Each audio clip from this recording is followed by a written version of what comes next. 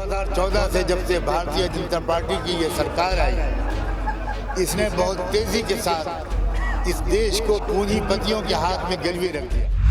ये आखिरी कानून जो बनाया गया किसानों के बारे में, ये तो ऐसा नंगा कानून है कि साफ लगता है कि इंडस्ट्री पर कब्जा करने के बाद और छोटे व्यापारियों को ख़त्म करने के बाद अब इस देश के किसानों से भी उनकी पैदावार को छीन लेना, अब इस देश के किसानों से भी उनकी पैदावार को छीन लेना और ख़ुद ज़मीन पर कब्जा कर लेना और किसानों को ग़ुलाम बना देना।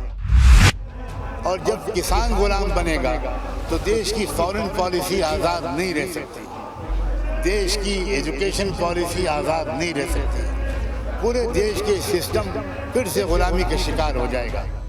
मैं इस समय यहाँ जो आया हूँ किसान आंदोलन का समर्थन करने के लिए, इसलिए कि ये मेरी आस्था है कि ये सिर्फ किसान आंदोलन अब नहीं रहा, ये देश की व्यवस्था को बदलने वाला आंदोलन बन गया।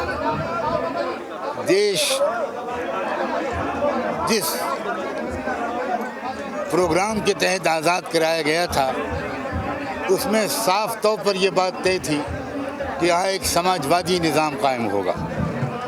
हमारा जो कॉन्स्टिट्यूशन का संविधान का प्रेम्बल है उसमें भी लिखा हुआ है कि हम लोग we the people of India, हम जिस देश को अब कॉन्स्टिट्यूट करने जा रहे हैं वो एक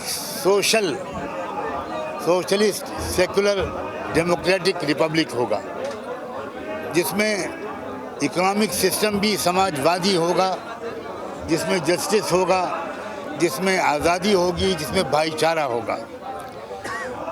मगर ये बात बहुत अफसोस की है कि आज़ादी के बाद से ही देश को जिस रुख पर चलाया गया वो इसके उल्टा रुख था। विशेषकर 2014 से जब से भारतीय जनता पार्टी की ये सरकार आई, इसने बहुत तेज़ी के साथ इस देश को पूंजीपतियों के हाथ में गिरवी रख दिया और एक के बाद एक ऐसे कानून बनाए गए जो देश हित में नहीं थे, देश के लोगों के हित में नहीं थे। यहाँ तक कि ये आखिरी कानून जो बनाया गया किसानों के बारे में, ये तो ऐसा नंगा कानून है कि साफ लगता है कि इंडस्ट्री पर कब्जा करने के बाद और छोटे व्यापारियों को ख़त्म करने के बाद अब इस देश के किसानों से भी उनकी पैदावार को छीन लेना और ख़ुद ज़मीन पर कब्जा कर लेना और किसानों को ग़ुलाम बना देना। और जब किसान ग़ुलाम बनेगा तो देश की फॉरेन पॉलिसी आज़ाद नहीं रह सकती, देश की एजुकेशन पॉलिसी आज़ाद नहीं रह सकती, पूरे देश के सिस्टम फिर से ग़ुलामी का शिकार हो जाएगा। इसलिए हम लोगों ने अपनी इस देश का प्रेम का तकाज़ा समझा, इस देश के साथ जो हमारी अटूट वफादारी है ये उसका तकाज़ा समझा कि हम खुलकर इस आंदोलन के समर्थन के लिए निकलें और पूरे देश के लोगों में एक जागरूकता पैदा करने में हम भी अपना छोटा सा हिस्सा लगाएं।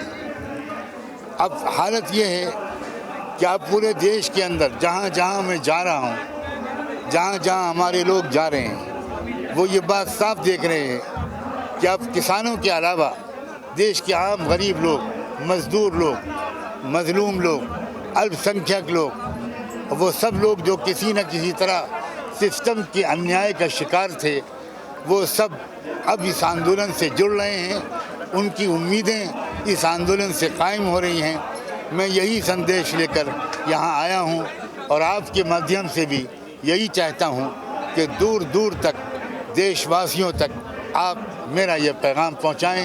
ये पैगाम मेरा व्यक्तिगत पैगाम नहीं है, ये देश के किसानों का, मज़दूरों का, गरीबों का, मज़लूमों का पैगाम है। मौलाना जी, जब किसान का मुद्दा आता है तो किसान की कोई जात धर्म नहीं होती, वो कृषि करता है, खेती बाड़ी जो करता है वो किसान है। मगर जब तो मुस्लिम भाईचारा बोले तब वो पाकिस्तानी, सिख बोले तो वो खालिस्तानी, अब आंदोलन में बोले तो वो नक्सली। सरकार ऐसे टैग लगाकर चाहती क्या है देश में? देखिए, ये बात बिल्कुल स्पष्ट है कि सरकार क्या चाहती है। सरकार भटकाना चाहती है, मुद्दों को भटकाना चाहती है, असली मुद्दे पर बात नहीं करना चाहती, देशवासियों को मिसगाइड करना चाहती है कि लोग ये समझें। लेकिन मैं आपके साथ इस एहसास में शरीक हूँ कि अब देश के लोग इतने बेखबर, बेपढ़े लिखे और मूर्ख नहीं रहे। अब देश सब समझ गया है।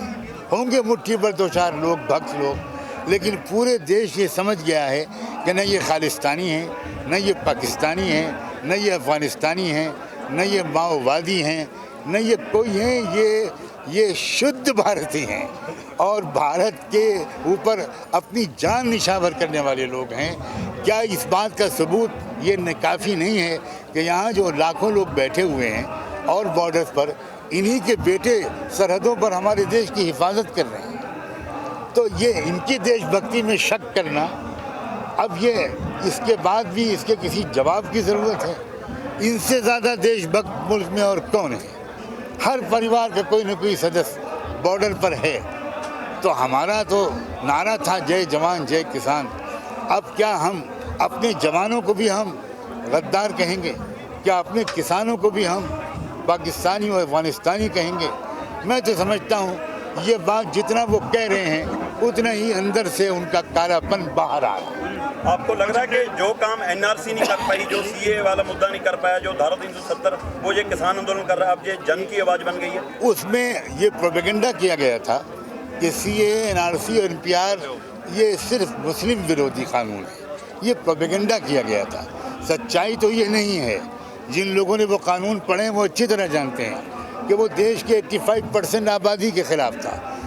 इसके सबसे बड़ा सबूत ये है कि आसाम में जिन लोगों की सिटीजनशिप वो डी कैटेगरी में आई, उनमें तो सिर्फ 4.5 लाख लोग मुसलमान थे, 14.5 लोग तो SC ST के लोग थे, नॉन मुस्लिम लोग थे। तो उस प्रोपेगेंडे की वजह से थोड़े दिन ये भ्रम रहा। लेकिन ये भी अच्छा हुआ कि अब एक ऐसा मुद्दा आ गया जिसमें न कोई जात न कोई धर्म, सब समझ रहे हैं कि ये क्या है, सबके लिए है। तो मुझे ऐसा लगता है कि इसका फ़ायदा दूसरे और कानूनों के ख़िलाफ़ चलाए जाने वाले आंदोलनों को भी पहुंचेगा। वहाँ फिर सब इकट्ठा होकर अपनी आवाज़ उठाएं। मौलाना साहब, एक सवाल है मेरा। जिस तरह से मेन स्ट्रीम मीडिया इस आंदोलन को पूरी तरह गैर संवैधानिक बता रही है, देश के खिलाफ बता रही है, क्या कहना है सर इसके बारे में? मेन स्ट्रीम मीडिया को मैं रॉन्ग स्ट्रीम मीडिया कहता हूँ। वो झूठा मीडिया है, वो गोदी मीडिया है। एक ही बिजनेसमैन कारपोरेट अंबानी, 27 चैनल तो उसके हैं। तो क्या हम उन चैनलों से ये आशा कर सकते हैं कि वो आपकी वो आवाज़ और हमारी वो आवाज़ जो पूंजीपतियों के ख़िलाफ़ है वो क्या उसको पहुंचाएगी? लेकिन इसके बावजूद आप देखिए हर कच्चे पक्के घर में ये आवाज़ पहुंच चुकी है। Social media voice of the voiceless है। जिनकी आवाज़ नहीं होती उनकी ये आवाज़ है। और भी बहुत से चैनल हैं वो भी इसको प्रसारित कर रहे हैं। और अब गोदी मीडिया अपने भरोसा खो चुका है। सारे लोग जान गए हैं कि ये गोदी मीडिया किसकी बात करता है, किसकी बात को छुपाता और दबाता। सर, पत्रकारों को जिस तरह इससे जुड़ा हुआ मेरा सवाल है, जैसे भी आपने बात की, ये सब जान चुके हैं। हमने यहाँ पे देखा था कि इंटरनेट जब बंद कर दिया गया तो इसके दो पहलू सामने आए कि एक तो जो है बौखलाहट फैल सकती थी, तो दूसरी जो ये हुई कि हमारी जो कौम है उसका दूसरा एक एंगल होता है सोचने का। उन्होंने देखा कि यहाँ पे जो इंटरनेट बंद हो गया तो उन्होंने कहा कि हमारे भाई बहन वहाँ पे हैं, उनके साथ पता नहीं क्या हो रहा है, तो वो और गिनती में ज़्यादा आ गए यहाँ पे। तो आप क्या देखते हैं कि आप जहाँ से आए हैं वहाँ लोग आपस में क्या बातें करते हैं, वो क्या सोचते हैं? मैं आपको यकीन दिलाता हूँ, देश तैयार है आंदोलन में जुड़ने के लिए। जहाँ जिस स्तर पर जिसको जुड़ने का अवसर मिलेगा, मुझे और आपको ज़्यादा कॉल नहीं करना पड़ेगा। लोग समझ गए, ये बहुत हम एक नए मोड़ पर आ गए। भारत का सिस्टम बदलने का एक अवसर आ गया है। देश के अंदर जागरूकता और अवेयरनेस बढ़ गई है। और जैसे कि आपने भी कहा कि जब इंटरनेट बंद किया गया तो पब्लिक और ज़्यादा आ गई। तो ये जितना प्रयास करेंगे, जितनी लाठियाँ चलाएंगे, जितनी कीलें लगाएंगे, जितने रास्ते बंद करेंगे, उतना ही देश इस आंदोलन से जुड़ेगा।